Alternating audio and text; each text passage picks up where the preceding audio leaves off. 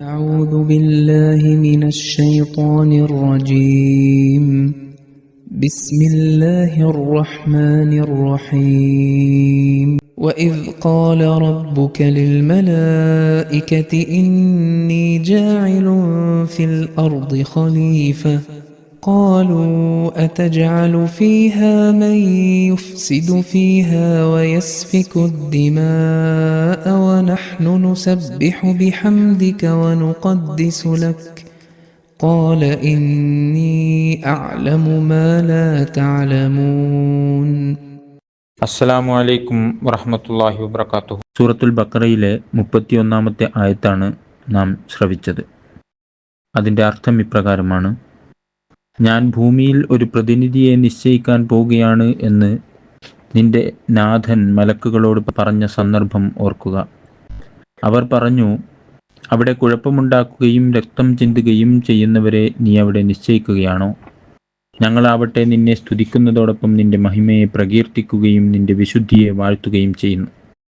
ഇതിനുത്തരമായി അവൻ, അതായത് അള്ളാഹു പറഞ്ഞു, നിശ്ചയമായും നിങ്ങൾ അറിയാത്തത് ഞാൻ അറിയുന്നുണ്ട്. ഈ ആയത്തിൻ്റെ വിശദീകരണം ഹസ്രത്ത് ഖലീഫത്തുൽ മസീഹ് സാനി റളിയല്ലാഹു അൻഹുവിൻ്റെ തഫ്സീർ കബീറിൽ നിന്നും നൽകി വരികയാണ്.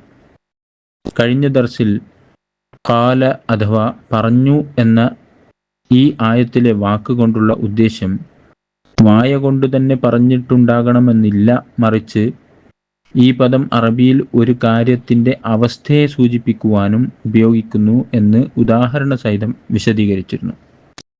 ഹുസൂർ പറയുകയാണ്, ഈ ആമുഖത്തിന് ശേഷം ഞാൻ പറയുന്നത് എന്തെന്ന് വെച്ചാൽ, ഈ സൂക്തത്തിൽ വിവരിച്ചിരിക്കുന്നത് ഒന്നുകിൽ മേൽപ്പറഞ്ഞ ആമുഖത്തിനനുസരിച്ച് അവസ്ഥയെ സൂചിപ്പിക്കുന്നതിന് വേണ്ടി ഉപയോഗിച്ചതാണ്, അതായത് ഒരു മൗനഭാഷണമാണ്. എന്നാൽ അതിനെ മൗനഭാഷണം എന്ന് പറയാതിരിക്കുകയാണെങ്കിൽ, എൻ്റെ വ്യക്തിപരമായ അഭിപ്രായം, ഈ സൂക്തത്തിൽ മലക്കുകളെക്കുറിച്ച് പറഞ്ഞിട്ടുള്ളത് ദിവ്യബോധനം വഴി ലഭിച്ചതാണ്, ഇൽഹാം ആയിട്ട് ലഭിച്ചതാണ്, വെറുമൊരു മൗനഭാഷണമല്ല, അതായത് അവസ്ഥയെ സൂചിപ്പിച്ചതല്ല എന്നതാണ്. അങ്ങനെയെങ്കിൽ സർവശക്തനായ ദൈവം മലക്കുകളോട് പറഞ്ഞത് ഒരു തീരുമാനം അറിയിക്കലായിരുന്നു, അല്ലാതെ ഒരു കൂടിയാലോചനയായിരുന്നില്ല, അഭിപ്രായം ചോദിച്ചതല്ല. ഖുർആനിലെ വാക്കുകൾ ഈ കാര്യത്തെയാണ് സൂചിപ്പിക്കുന്നത്. അള്ളാഹു മലക്കുകളോട് എന്തെങ്കിലും ചോദിച്ചു എന്ന് മനസ്സിലാക്കാൻ കഴിയുന്ന ഒരു വാക്കും ഈ സൂക്തത്തിലില്ല, മറിച്ച് ഞാൻ ഭൂമിയിൽ ഒരു ഖലീഫയെ, ഒരു പ്രതിനിധിയെ നിശ്ചയിക്കാൻ പോവുകയാണ് എന്ന് അള്ളാഹു മലക്കുകളോട് വ്യക്തമായി പറഞ്ഞുവെന്ന് വാക്കുകൾ വ്യക്തമാക്കുന്നു. അള്ളാഹു തആല മലക്കുകൾക്ക് ചോദിക്കാൻ അനുവാദം നൽകിയിട്ടുണ്ട്. കാരണം മലക്കുകൾക്ക് അവരോട് പറഞ്ഞതെല്ലാം മനസ്സിലാക്കേണ്ടതും തങ്ങളുടെ ചുമതലയുള്ള മേഖലയെ തിരിച്ചറിയേണ്ടതും അനിവാര്യമാണ്. അതുകൊണ്ട് അവർ ആ വിഷയത്തിൽ വ്യക്തത നേടുന്നതിനായി ചോദ്യം ചോദിച്ചു. അള്ളാഹുവെ, കുഴപ്പങ്ങളുണ്ടാക്കുകയും രക്തം ചിന്തുകയും ചെയ്യുന്ന ഒന്നിനെ നീ സൃഷ്ടിക്കാൻ പോവുകയാണോ എന്നിങ്ങനെ അവർ ചോദിച്ചു. കാരണം ഖലീഫ ആകുമെന്നാണ് പറയപ്പെട്ടത്.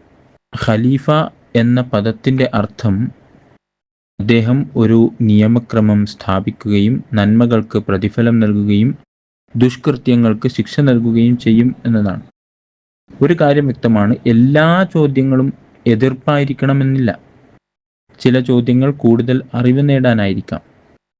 ദിവസേന ഈ ലോകത്ത് ഉന്നത ഉദ്യോഗസ്ഥർ തങ്ങളെക്കാൾ താഴെയുള്ള ഉദ്യോഗസ്ഥർക്കുള്ള നിർദ്ദേശങ്ങൾ നൽകുമ്പോൾ നിർദ്ദേശങ്ങളുടെ ശരിയായ അർത്ഥം മനസ്സിലാക്കാൻ കൂടുതൽ ചോദ്യങ്ങൾ ചോദിച്ചേക്കാം.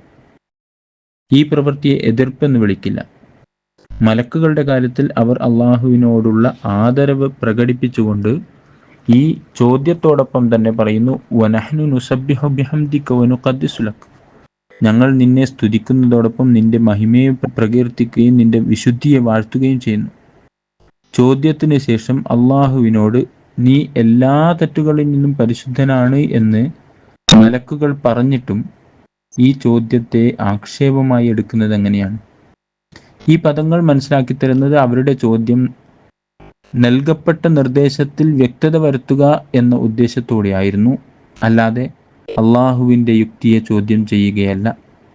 മറ്റൊരു വിധത്തിൽ നാം ഈ ആയത്തിനെ വിശദീകരിക്കുകയാണെങ്കിൽ, ഇവിടെ മലക്കുകളുടെ വാക്കുകളെ ആരോപണമായി തന്നെ എടുക്കാവുന്നതാണ്. അതിപ്രകാരമാണ്, ഏതുപോലെ ആദം അള്ളാഹുവിൻ്റെ പ്രതിനിധിയായിരിക്കുന്നുവോ അതേ പ്രകാരം മനുഷ്യരിൽ നിന്നും ചില ആളുകൾ മലക്കുകളുടെ പ്രതിനിധികളുമാണ്.